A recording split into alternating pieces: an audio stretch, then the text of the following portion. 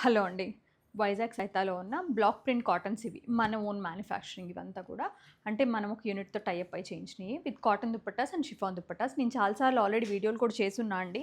But ఇక్కడ వైజాగ్‌లో ఉన్న స్టాక్ ఏదైతే ఉందో అవి అన్నీ కలర్ కాంబినేషన్స్ అనమాట. ఇవన్నీ కూడా కలర్ కాంబినేషన్స్ మనం చెప్పి చేయిస్తామండి. చాలా అంటే చాలా బావుంటాయి.